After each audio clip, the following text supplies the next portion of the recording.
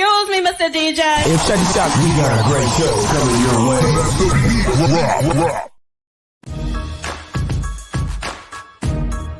From the ECSI Sports Studios, it's the Midday Market Report with Jeff Dawson.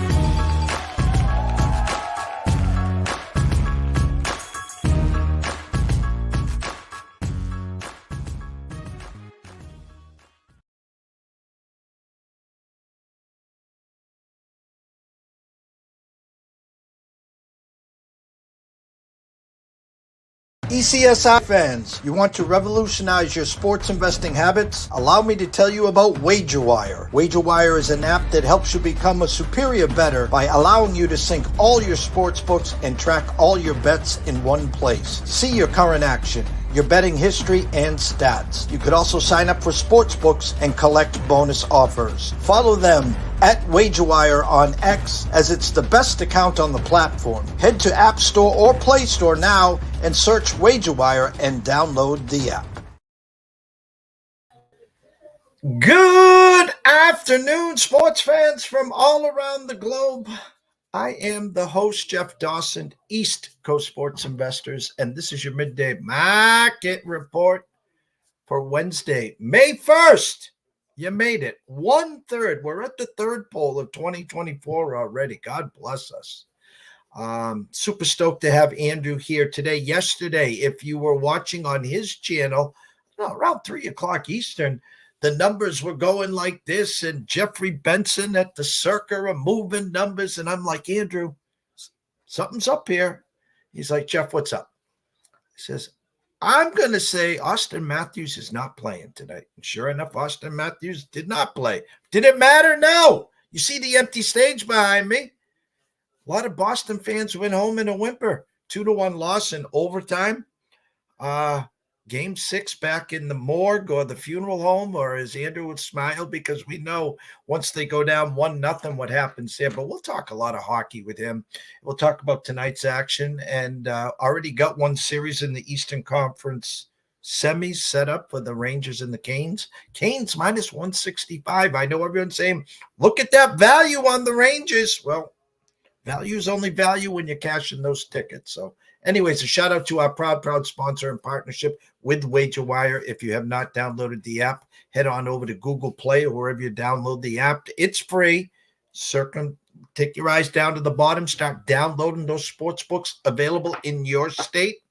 Start taking advantage of the match plays, the promos, et cetera, et cetera, et cetera. But we really want you to do is just to get acclimated with the app. Stay close to us here at East Coast Sports, as we're going to start to educate you, turning your entertainment into actually wagering and investing.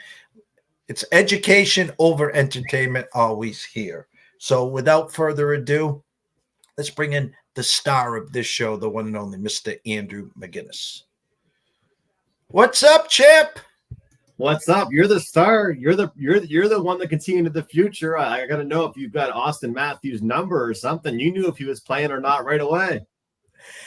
I told you I was born at night, not last night, and I know when numbers move like that, someone's out. And sure enough, when it went to 155 and 160 in some markets, right away, I knew that Austin Matthews must have been out, and sure enough, he was. But you know what? The rookie goalie, as you talked about, played well. Toronto dominated the game, and playoff hockey, I mean, they dominated to the point where basically it still went to overtime. And as a Leaf backer, I wasn't happy. I mean, I was just like, how can you dominate a game and it's still 1-1, Andrew? Well, yesterday, you remember I read out all the recent scores of the Toronto Maple Leafs going through. And guess what? They won with 2 goals. You know, it made me look a little bit foolish, but at the same time, it's still a concern. It's still a concern, but Joseph Woll was a brick wall last night, and you got to respect it. They won a goaltending battle, and that's important. I mean, and Mitch Marner played well. He's been getting all kinds of talk about him. John Tavares crashing the net on that game-winning goal or taking the puck to the net. Matthew Nyes comes in with the game winner. The power play continues to struggle, though, for the Maple Leafs. They're going to need to score on that power play, 1 or 2 goals, I think, in Game 6 in order to extend the series. But it's funny because, the Bruins, they know what happened last year. They don't want that to happen again. But the Maple Leafs, the message in that locker room was, the last time we were in this building, we won. And it was Game 2 against the Bees. And they did it again in Boston. Now we're going to go back to Toronto. But, Jeff, what do I always say? When people pass away, no matter where you live, usually you go back to your hometown for the funeral. That might be the case. All the friends and family gather around, get together to celebrate the life. And that might be it for the core 4 because, you got a really good effort out of the Maple Leafs, but you also saw probably one of the worst games the Bruins have played this whole postseason. It's great to see. I love to see it. And I'll tell you one thing. I'm happy I didn't bet any overs yesterday besides the shots on goal props because I think no matter who wins, it's going to be really hard in this series to get over 5.5 goals. And we've seen that. The irony is I laid off the over 1.5 first period. We get 2 goals in the first period, and the next goal came about an hour later. The locals today, I had an ear to 98.5, Felger and Maz at 2:05 to hear the responses from their opening segment. And again, you reiterated the Bruins were in this spot last year, up 3-1 against Florida, blow a game in Game 5, go back in the shootout in Game 6 to come back to losing 7. It's already creeping back in there. Montgomery changes up a few lines, sticks with Swayman. There's a little whisper who's going to be in net in Game 6. There's no doubt in my mind he's going to stick with Swayman here. He's going down with the ship with Swayman. And I'm going to ask you this, okay? And I'm getting ahead of myself because I think when the dust settles here, come hell or high water, it's going to go 7 games. And just with the Leafs past history, I think the Bruins are going to find a way to win it in 7 here. But I'm going to stick to this script, and I want you to answer the question. The past, it's always been Tuukka Rask's fault. Then it was Cassidy's fault. They show him the door, so what does he do? He goes to Vegas and wins a cup. Last year, Montgomery wins the Presidential Cup, and they bow out in the first round. If they lose to the Leafs in 7 here, they're going to want Montgomery's head. And I guarantee you Montgomery will be fired if they lose to the Leafs in 7 here. That's back-to-back open in year first-round exits. My question to you, Andrew, is when is it ever the team? When is it ever the Bruins' fault? I'm with you. I mean, at the same time, you look at all these coaches being fired. You can't fire everybody out there on the ice. That's the answer I always get from people when I say the exact same thing you just said, right? These guys are all under contracts. There's over 20 players out there. It's way easier to blame the guy behind the bench. But I'm with you as far as the blowing the leads, because how can a team look so strong for a couple games in a row and then play a certain way? But to defend the Bruins again, and people know I'm always hard on the Maple Leafs, but again, Jeff, they only scored 2 goals. When it comes down to it, can anybody be upset with Swayman after this one? Like, after we're done this show, I'm going to run a poll on my X account and see what people think. Allmark or Swayman. They know my answer, but I'm shocked because what happens, if they lose with Allmark, then what do? You throw in Swayman after you just toss the towel? I agree. Eventually, it is the player's fault. But last night, after our show that we did together on my channel, some of the changes that I saw Montgomery make, just very, very stupid. Just I don't have any other words to use for it. If you're playing, no matter what sport it is, soccer, basketball, hockey, if you're winning, you continue to go with that roster. You're up 3-1. You're in a closeout game, and he tried to get cute and fancy with it. He takes Shattenkirk out of the lineup. He takes Beecher out of the lineup. I mean, what are we doing here? I mean, did you not like the effort your team gave you to go up 3-1? You want to make a better effort? That to me is confusing, Jeff, but I get it. The players have to be able to close things out. David Pastrnak has to be good in games 5 and 6, not just games 1 and 2. I'm completely with you, but I'll never understand a coach that makes it so much about them that they got to make a change after their team won. It's very weird to me. Like, I try to avoid bringing up that I coach youth sports, but I'll tell you, if we're in a big tournament and we're worrying about winning and not about this guy has to play this many minutes, this guy has to play that many minutes, if I dominate it with a starting 6, that's what it is in volleyball, I send those 6 players out there for the next shift because they earned it. But Jim Montgomery says, you guys played so well, I might as well change the lineup a little bit. And I think Bruins fans right now are really, really not happy about it because why try and fix something that's not broken? And I'm going to go back to last year, President Cup, a season like no other. They beat your Montreal Canadiens, best record for most points in the season, and they did it by alternating goalies. But once it got to the playoffs, you kind of got stuck and stupid, and he didn't alternate goalies. And by the time that he did the switch, it was too late. This year, for the last 28 games in the year, they alternated goalies, and they win game 1. So what does he do? Well, I told you guys I'm sticking to the script. So Ullmark comes in. They lose game 2. It wasn't because of Ullmark, but they lose game 2. They go to Toronto, back to Swayman. They win. So they're up 2-1. And then he was like, I'm sticking with Swayman. Well, guess what? They won. So they're up 3-1. Now they lose. My point is, I learned a long, long time ago in life, if you go to the barber shop every day, sooner or later, you're going to get a haircut. And I try to teach my kids this. Don't put yourselves into those tough situations where you got to make those decisions.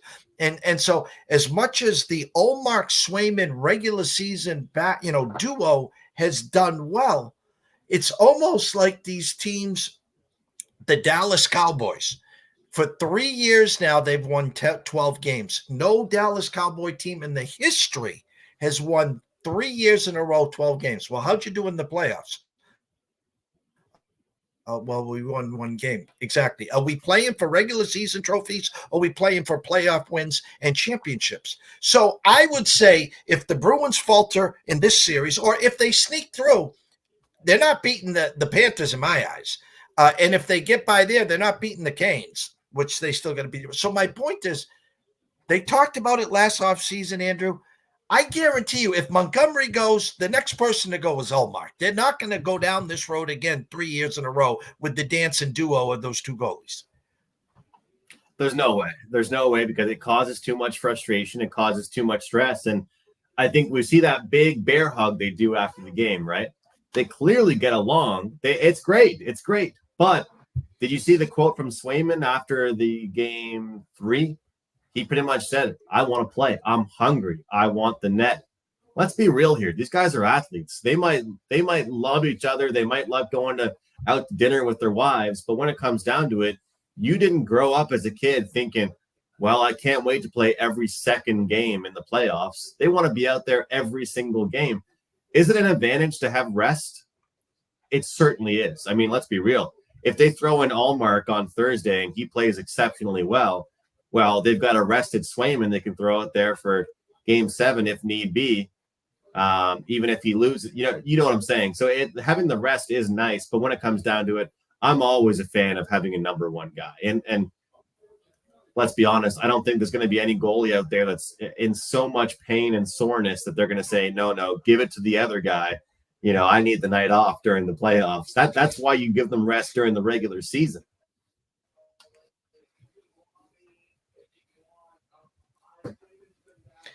I agree. Last night, a great game in Carolina. 3-0, 3-1 Canes, and Islanders come storming back 3-3. And then again, the Canes do what the Canes do. They scored 2 goals in 9 seconds. Thanks for playing. And hats off to the Islanders. Listen, Patrick Roy comes in midseason. Didn't get the biggest spark that they thought they would, but they were grinders. They were always in games. They made it to the playoffs. They played, I think, not just the best team in the East, and I know Panthers are good too, and the Rangers, but my point is I think the Canes are coming out of the East and probably holding the cup up when this is all said and done. So no shame in the Islanders game. Thoughts on that series and last night? I think the issue was with the Islanders was that it was too much about keeping it close and not trying to beat them to the punch. That was the problem. I think that, as you stated perfectly, can we sit here and say that they made it respectable during the games? Yes. I think they were respectable. They hung around. But at the same time, I would rather see Pittsburgh take it to 6. I'm biased. I like Pittsburgh. But I'd rather see them take it to 6 games and lose 5-1, 4-1, 6-2. But the games they win 4-3, 3-2, whatever it might be. Sometimes you have to sacrifice defense for offense. This team, the Islanders, were so concerned about not getting embarrassed, it seemed like, and shutting things down defensively that they weren't able to get their offensive rhythm going, it seemed to me. But we'll tip our cap. We've talked about Carolina for so long. I keep on talking about Kuznetsov and Gensel, the 2 additions that they made. Well, Kuznetsov gets the penalty shot. He does that slow Patrick Kane skate up that takes 25 seconds to happen, which I'm not really a fan of, I'll say. But he scores on that one. Jake Gensel has a great series. To me, this is a team that's a force to be reckoned with because they're still that same defensive team they were last year, Jeff. Now they've added that offensive touch. Like, do you think back when Carolina was first getting going, every win they had was like 3-2. They couldn't score more than 3 goals. Now that they have an offensive touch, I'm with you. This is the team. This is the team that's going to end up representing the Eastern Conference. So glad that we gave them out early in the year before the season started. Them and the Rangers. So as I said backstage, going to have a team in the Eastern Conference final. And with a little luck, we gave out the Avs 5-1 to win the West, 10-1 to win the Cup pre-flop. We got some great Dallas tickets mid-season. So with a little luck here, if Dallas can take care of business at home, do something that Toronto also hasn't won at home. Dallas lost the first 2 games. The season was over. To win back-to-back games in the Fortress, pretty impressive. Now come back home. Pretty decent favorites tonight, Andrew. They are. The way things can change after a couple games, it's unbelievable.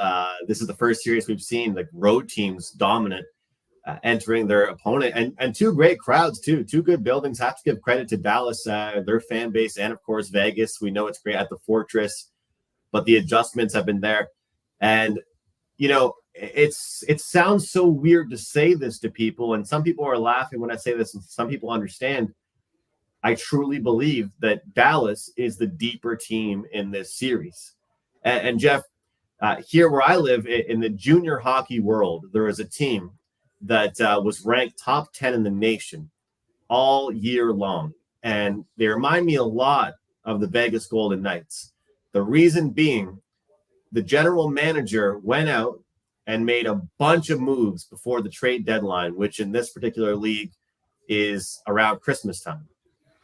Between that point and spring, when the playoffs start, the team didn't have time to develop their chemistry. They didn't have time to get on the same page. They were already one of the top 10 teams in the country. So between 3 different leagues, they were top 10 ranked. They got bounced in the first round. My city was up in roars about it. And I think a huge part of that was chemistry. As you know, it's really important to me when I handicap the depth is so important. Now, we look at Vegas. They're changing the lines every single game. They're scratching a new player every single game. They're like a restaurant that has 35 cooks in the kitchen and nobody knows what to do. Nobody knows who's flipping the stuff, who's doing whatever, who's doing and nobody knows what's going on. And I'm not saying things have been gone bad for them. Look, the series is tied up. But at the same time, the fact that Carlson is being scratched tonight, and you got Mantha being plugged in, and you got Jack Eichel playing with 2 different guys every night, doesn't that seem like kind of a problem? Because to me, I know who Jason Robertson's playing with tonight. I know who Rupe Hintz is playing with tonight. I know who Jamie Benn is playing with tonight for the Dallas Stars. And it's the same thing we just spoke about with the Boston Bruins, knowing who their goaltender is each night.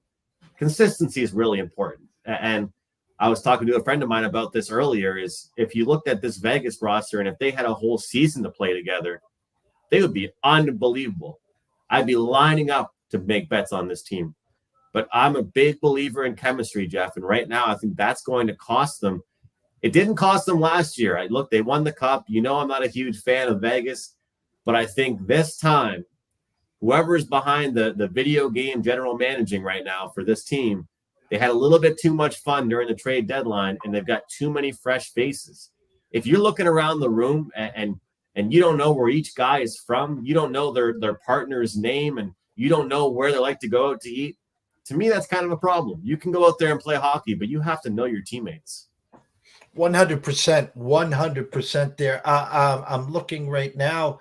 I had an overnight number of 160 with Vegas plus 135 with a 5.5 juiced over minus 20 cents. Currently at the Circa as we speak, Dallas minus 149, Vegas plus 136, 5.5 juiced over 25 cents.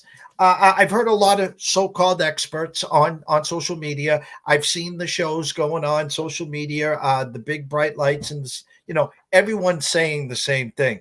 Well, I love the value tonight and the plus money on the Knights. Well, that number opened up at that price for a reason. Not only for the fact that, geez, I can go and get the Vegas Knights tonight plus 136. They're never going to lose 3 games in a row. Okay, thoughts on tonight? Jeff, I think the series is going to go 7 games. I think this is going to be the only series that goes 7 games in the first round of the playoffs. Whether it's Vegas that keeps the road streak rolling or whether they lose tonight, win back at home, I'm not sure. I am going to put it on record. I do believe this series goes 7 and Dallas wins game 7 on home ice. Aiden Hill steps in as the goaltender tonight. Talk about not, mixing things up too much. Well, there goes a new goaltender in there for Vegas. I like the under 5.5. And you can get plus money on that. As we've seen in the playoffs, during the regular season, you talk to people and you say 5.5. Wow. I mean, that's light. All you need is one big period and you get over that. But a perfect example to use, Boston, Toronto. Look at how many games they play during the season. You get a lot of overs, you see goals, with these teams. Things are different. And I think even though they have so much offensive firepower, I strongly believe that Vegas and the under correlate just like Dallas and the over correlate. I think we'll get a strong defensive effort out of all those big defensemen. I'm not as much betting on Aiden Hill as I'm betting on the defensive core of, Pietrangelo, Martinez, all of those big, strong guys that can hold things down. And same thing for the other side. I think we can get good defense out of Dallas. And unless there's a bunch of power plays, I feel good tonight about the under. So I don't have a side for you tonight. I will say I think this series goes 7, but I like the under. I think we see a real big chess match. It's almost like 5.5 bet unders, 6.5 bet overs. The 6s stay away because they'll usually end up on the 6. The other game, LA and Edmonton. Edmonton up 3-1, looking to come back home where they've been almost invincible and take care of business to move on to the next round there. I had an overnight number of minus 185. You could get the Kings at plus 155. I had a 6.5 juiced under minus 25 cents. The whole Vegas strip now has gone to 6 over minus 20 cents. DraftKings still 6.5 under minus 30 cents. And right now at the Circa, Edmonton minus 189 plus 171. Hearing a lot of Edmonton in regulations plays there tonight. Thoughts on Lord McDavid elimination game for the Almighty Kings? My thoughts are pretty simple. I feel bad for the LA Kings. They have to play the same team every year in the first round, Jeff. I truly do. I mean, this LA Kings team, I think, deserves a better fate, but they just do not match up well against the speed that the Edmonton Oilers have. And talk about power plays. here's something for you. To get a power play point tonight, McDavid is minus 165. I mean, that says something about this power play. It's unbelievable. Draisaitl, for what it's worth, he's gone over the number in 4 last 5 games, just like McDavid.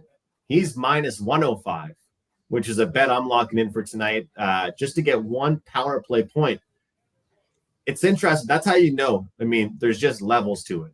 Draisaitl is a great player, but if he is only minus 105 and McDavid is 165 to get a power play point, like some players aren't even minus 165 to get a regular point, and he's minus 165 to get a power play point. So I have locked in Draisaitl minus 105 to get a power play point. The power play has just been so effective. I know Draisaitl during 5-on-5 play is mostly a shooter, but on the power play, he is a passer. He will find Bouchard at the top of the point. He will find Hyman. He will make some plays with McDavid. So I have locked that in. Going back to an old reliable that, as you know, we're probably batting about 500 with, plus 155, both teams to score in the first period. And then when it comes ultimately down to it, Jeff, the team total over 3.5 for the Edmonton Oilers. I think that LA, look, they've got nice weather in Los Angeles, but they're going to be in Cancun next week. It's done.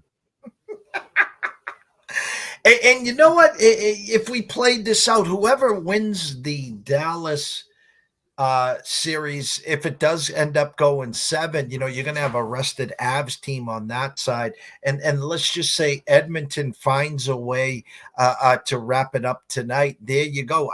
We gave out the Preds last night, the ECSI VIPs. I talked about the Preds on your show. Vancouver banged up. I feel whoever comes out of that series and is going to be staring at Edmonton like, hey, can we just take the pass here? We're going to start vacation a little early. I mean, it's going to be like just whoever gets the most power plays wins the series. Whoever gets rewarded and gets to go to the man advantage, that's the team that comes out successful. That's what it seems to me. But I'm super excited. The second round is going to be great. And I'm real curious to see if anybody can slow down this Colorado team, though, because right now, Val Nichushkin, we talked about him yesterday, plus 170, scored again. He's leading the playoffs with 7 goals. I mean, you got a guy in Zach Hyman that has a hat trick during the playoffs. He's not even top 2 right now in goals in the playoffs. That says something about right now some of these teams. Jonathan Drouin looks like he might come back for the second round. So you got Lehkonen, Drouin, Nichushkin. Oh, yeah, and let's not forget, they've got McKinnon, Makar, and Rantanen. I mean, this team is so deep in Colorado. It's unbelievable. It's great to see. I got to put my hand up and be transparent. I did think that we had a puncher's chance of that series against the Jets going 6 or 7, but, that series reminds me a lot of the LA-Edmonton series. It's just too much speed. They just can't handle the speed of the Avalanche, and it's the same thing for the Kings. So, do you think the Kings go down, swinging? They go down with a punch? Because you look at it and you look at some of these series where some of these underdogs are hitting their team totals. And you and I have talked about it. Instead of taking the plus money on the money line for the underdog, taking the minus on the team total, but getting over that number and winning sometimes can be kind of worth it. Like, I talked with you about the last 2 games of the Washington Capitals New York series. What was the bet I was looking at? First period team total. They'd get 1 goal and not score anymore and lose 3-1 or something. Because that first period is when you have belief. The score is 0-0, right? It wouldn't shock me if LA goes out there and scores a goal in the first period. No, and I agree. And I'm going to go back to the Avs for a second. What they've been doing in the third period, and you nailed it, it's the speed. You can get leaned on for the first 20 minutes, and then you get leaned on more for the next 20 minutes. And now you're sitting in the locker room after 2 periods saying, hey, we're in this game. We're in this game, but you're a little sluggish because, it's like a UFC fight. How many times can you get swept at the leg and your leg looks like an oak tree now? It's out like this. and then in the third period, you go out to make a ham sandwich and get a cold beer. You come back and the Avs scored 2. I mean, they're scoring field goals in the third period like they're clockwork. You can't take a shift off. That's the thing about this team. There's not one line that's going to kill you. There's 4 lines that will hurt you. But I think I mentioned this the last time we were on your network here, and I'll say it again. Defensemen being able to play offense is the biggest new age thing in hockey. You have to have defensemen on your team that can jump into the rush. That's the biggest difference. We saw yesterday with the Maple Leafs, a lot of chances they had their defensemen pushing the puck up the ice, skating the puck up on their own. Look at Nikita Zadorov for the Vancouver Canucks. He saw an opening, saw the opening, and he goes top corner on UC Saros. If you have defensemen on your team that are confident enough to hold on to the puck and make a play themselves, it's huge. And I can only pray all summer long that Lane Hudson is even half of what Cale Makar is. And as a Habs fan, I'll be super happy. The scroll has been going the whole time, Andrew. Obviously, they know they can find you on X at McInnis Picks, all your work at Wager Talk. But as we always close out the show, I throw this nice little 5-yard button hook to you so you can tell everyone what you got for the rest of the week, what you got for the start of May and the weekend, et cetera, et cetera, et cetera. Yeah, just real excited. I'm going to have some second round packages up once those series are decided right now. But we're always got new deals going on. We did some 3 days, some month stuff. Now we've got a 10-day package for the price of 7. So you buy the 7-day. We're throwing in a couple of days as well over at Wager Talk. No coupon code needed. And right now we got baseball, a little bit of NBA, props mixed in, NHL. But the big thing is getting those packages, getting the plays delivered right to your phone or to your email. And you can bet them right when I get down on the plays as well. But always appreciate being here with you, Jeff. And we'll try and keep these videos going. Yeah, back-to-back days in the midweek, too. Tuesday, yesterday on your channel, today, Wednesday. So we'll give you each other a couple days off. We'll be in touch, of course. So at 5 o'clock, in less than 1 hour, Brady Kannon comes on for the weekly show, Tea Time Wagers. We're looking at the Byron Classic. I got a brain fart here. The golf is getting so fast and furious.